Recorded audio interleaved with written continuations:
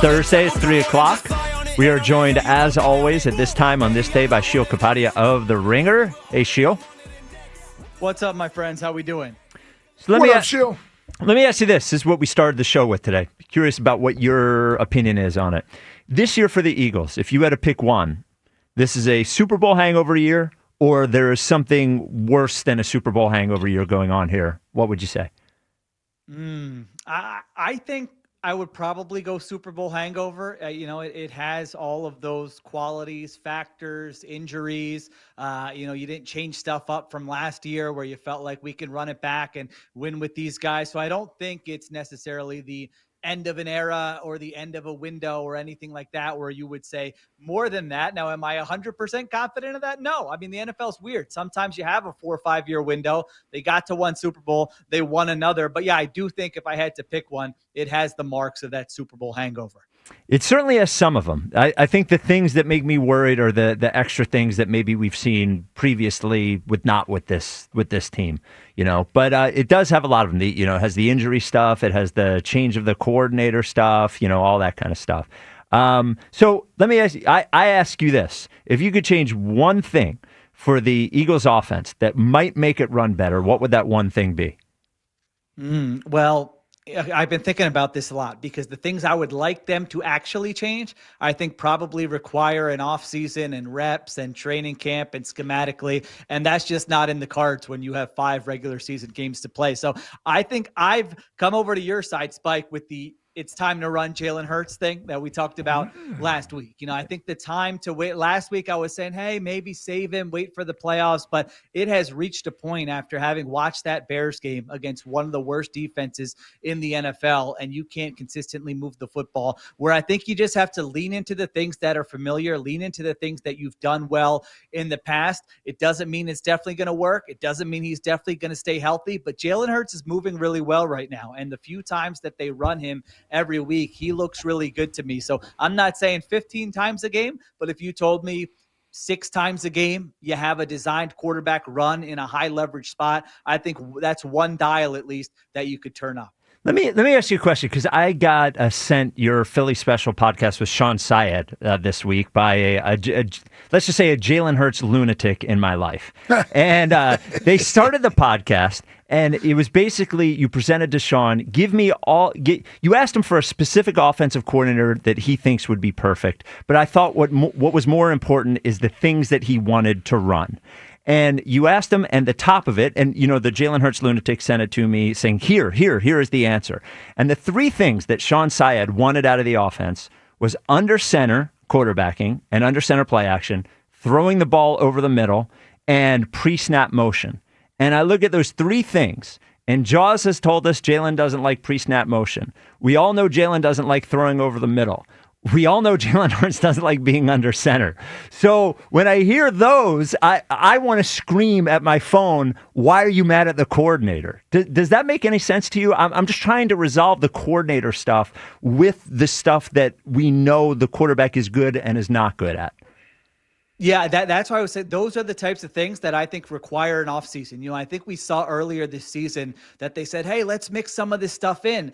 And it was very basic, and it worked a little, and it didn't work great. And all of a sudden they got out of it. I mean, I think part of this is you watch that Bears offense last week, and everything's connected. The play action is connected to the run game. Everything looks the same. It really leaves the defense with some uncertainty. But I do think you're right, Spike. This is why after Sean told me that, I said, okay, then here's what needs to happen.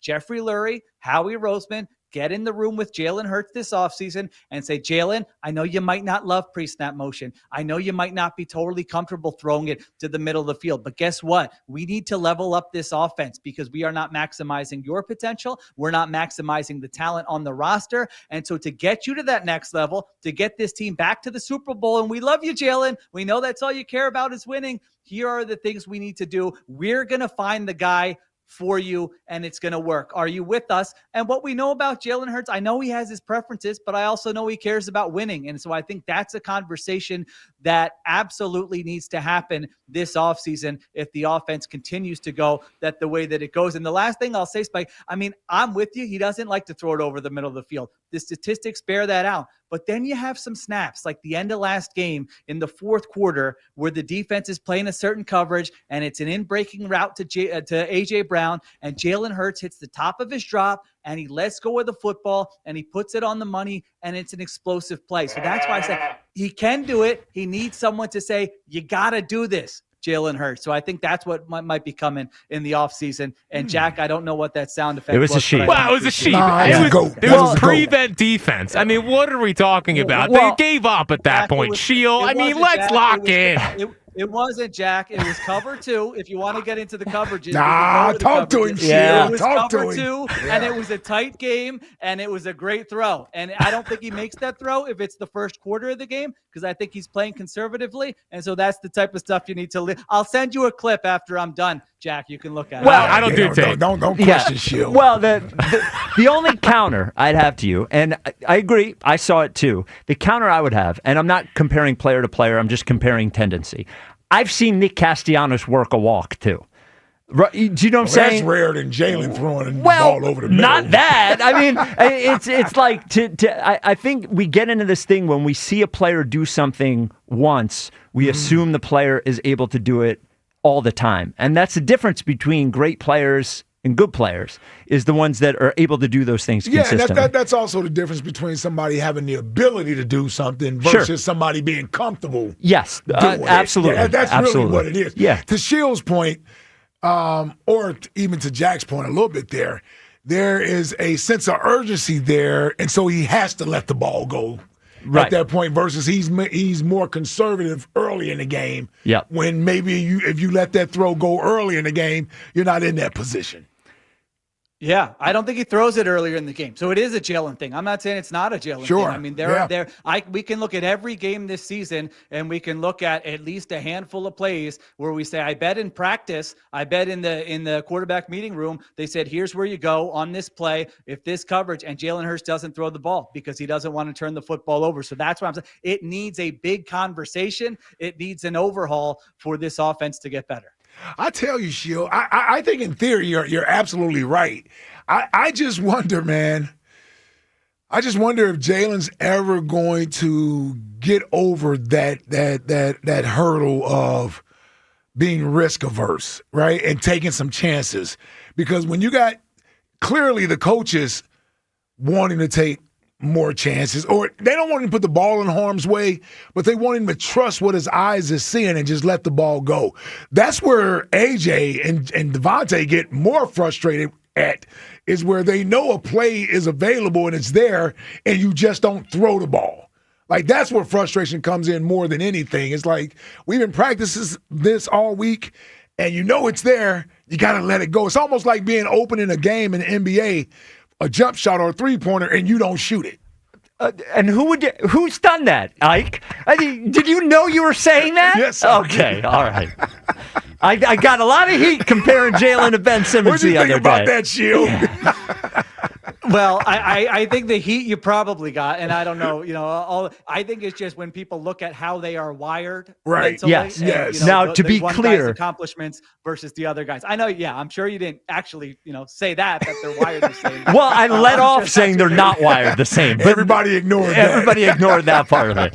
So how, you as a Vic Fangio devotee, how disturbed were you seeing the Eagles' defensive performance against the Bears? Yeah, they got pushed around. It really was one of those games that we haven't seen many of these games over the last 2 years where you just say physically they got pushed around, and he got out schemed and he got out coached. There's no doubt about it. And you looked at what the Bears did. I mean, to allow a team in that weather to run the football like that against you, you can't have that. Now, Jalen Carter was getting blown off the ball in that game, and I said, man, he doesn't look like himself. And now we find out he's got the injury. But yeah, that was concerning, and it's going to continue to be concerning. This is all connected. Their defense isn't going to be good now, as good now, I should say, with Jalen Carter. You don't have Jalen Carter. You don't have Drew Mukuba at safety. You have a hole at your second corner spot. It's like the offense is going to have to kind of pick up the slack here until Jalen Carter is back on the field. That's the bottom line. So, yeah, I'm expecting some more games where we say, ooh, that didn't look like the Eagles defense that I personally was talking up a month ago when they played so well against the Packers and the Lions. Well, it's a good thing the schedule lightens up a little bit here for us. Yeah, it actually is. After Monday, at least at least from an offensive standpoint, we should be able to get things moving. Everybody said that before Dallas and Chicago, unfortunately.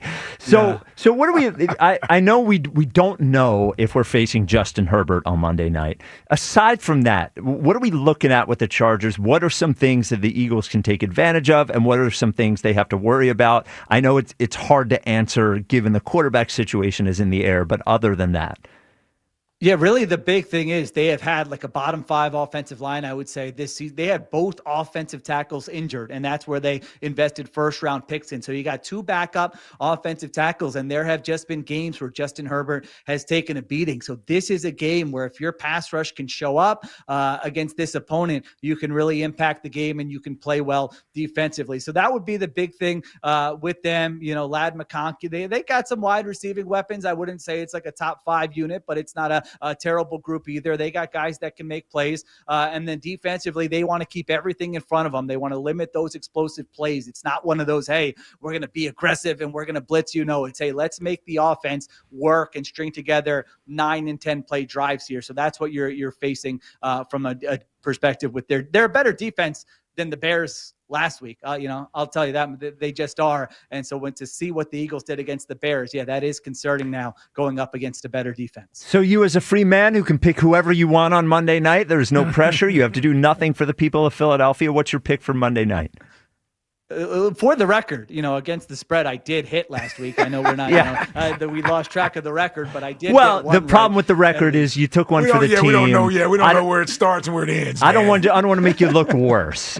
So thank you. Yep. I appreciate that. Yeah, I think I can't shake what I saw from this offense last week. I think we talked about it where I said, man, if they don't show up against the Bears, my panic level is really going to increase.